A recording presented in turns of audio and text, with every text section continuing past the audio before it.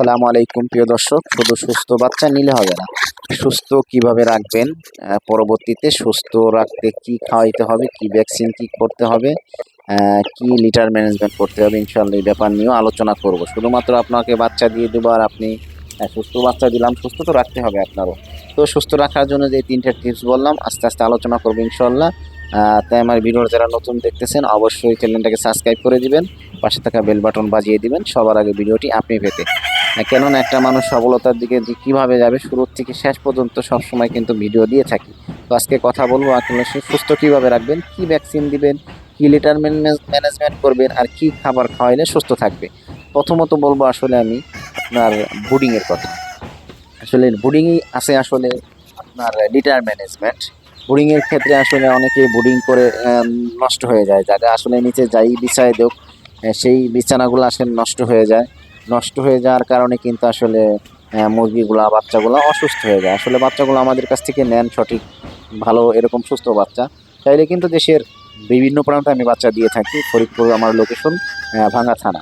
চাইলে কিন্তু যোগাযোগ করতে পারবেন বাচ্চার জন্য যে কোনো সময় ইনশাআল্লাহ স্ক্রিনে দেওয়া নাম্বারে। তো বাচ্চাগুলো আসলে দেখতেছেন যেমন সুস্থ, এমন সুস্থ আসলে রাখবেন কি করে আপনি, সেই ম্যানেজমেন্ট নিয়ে আসলে কথা বলবো। কেননা আসলে বাচ্চা দিব সুস্থ পরে অসুস্থ হয়ে যাবে, আপনি আমাকে ফোন দিবেন ভাই কী বাচ্চা দিলেন। এই কারণে আমি প্রশিক্ষণ ভিডিওতে দিয়ে দিচ্ছি। যারা আসলে আমার ভিডিও ফলো করেন নিয়মিত, আজকের এই ভিডিও দেখলে বাচ্চা সুস্থ থাকবে, সবল থাকবে। আসলে অনেক সময় অনেকেই ফোন করে ভাই কী করবো, এটা হয়েছে কী করবো, এটা আসলে সমস্ত ধকল আজকে কেটে যাবে এই ভিডিও দেখলে।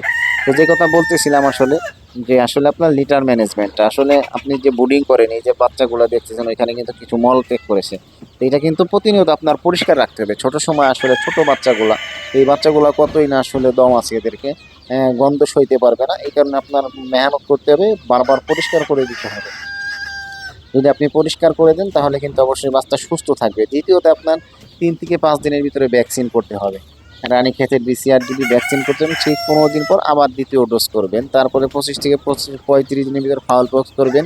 এর ভিতরে আরও মাইরেক্স, ফাউল পক্স, গাম্বুরা টাম্বুরা এগুলো আছে, তো আমি করি না, চাইলে আপনারা করতে পারেন। তো সেই ক্ষেত্রে কিন্তু এই যে প্যারেন্টসগুলো আমার এগুলো কিন্তু আমি এইভাবেই কিন্তু করছি। আমি কিন্তু বেশি বাড়তি কোনো ভ্যাকসিন করিনি, শুধুমাত্র রানীক্ষেতের ভ্যাকসিন করছি, ফাউল পক্স পাইলে দিছি, না পাইলে না দিছি।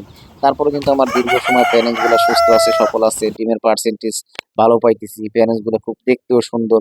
তো চাইলে কিন্তু আপনি ওইভাবে পরিচালনা করতে পারেন। আমার এখন কিন্তু ইনকিউবেটর একটা নয়, বড় বড় 2টা আছে। তো বাচ্চা কিন্তু চাইলে 1000 পিসও নিতে পারেন, সোনালী প্যারেন্টসের জন্য করতে পারেন। আপনি এটা কিন্তু মাংসের জন্য বেটার, ফার্মে কিন্তু ডিমের জন্য বেটার। অবশ্যই আপনি স্ক্রিনে দেওয়া নাম্বারে যোগাযোগ করবেন। যে কোনো বয়সের আসলে যখন যে বয়সের হয় ইনশাল্লাহ ওই বয়সের বাচ্চা বিক্রি করার চেষ্টা করি।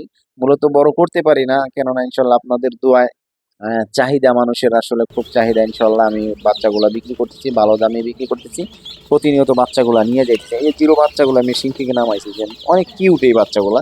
এটা ভিন্ন একটা জাতির আসলে বাচ্চাগুলা এগুলা। তো এগুলা কিছু আছে আমার কাছে, সিল্কি, বার্মা, অনেক দামি দামি আসলে এই বাচ্চাগুলা। তো এইগুলা নিয়ে আসলে কথা বলবো না, যে এই ব্যাপারে কথা বলতেছিলাম। তো লিটার ম্যানেজমেন্ট ভ্যাকসিন যদি ভালো রাখেন, দ্বিতীয়তে আপনি আসলে কি খাওয়াবেন। আসলে যদি আপনি আজে বাজে খাবার খাওয়ান, চাউল, ঘোড়া, বসি, খুদ, এগুলা খাওয়াই আসলে কিন্তু বাচ্চা সুস্থ রাখা যাবে না। বাচ্চা যদি সুস্থ রাখতে অবশ্যই ফিট খাওয়াইতে হবে, ভালো মানের ফিট খাওয়াইতে হবে। অনেকে বড় হইলে ঠোকাঠুকি করবে, বা এই ঠোকাঠুকি করে, আসলে ঠোকাঠুকি করে সেটাও কি আমি বন্ধ করে দেবো?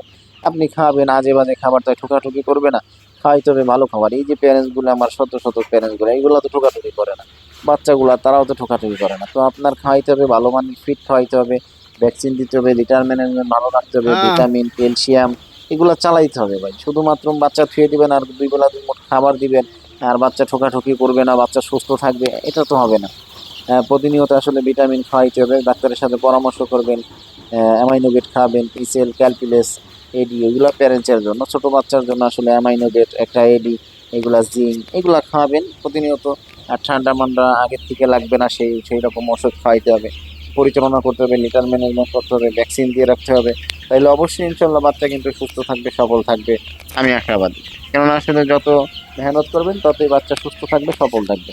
চাইলে কিন্তু ইনশাল্লাহ যোগাযোগ করতে পারেন বাচ্চার জন্য, 20 ডিমের জন্য।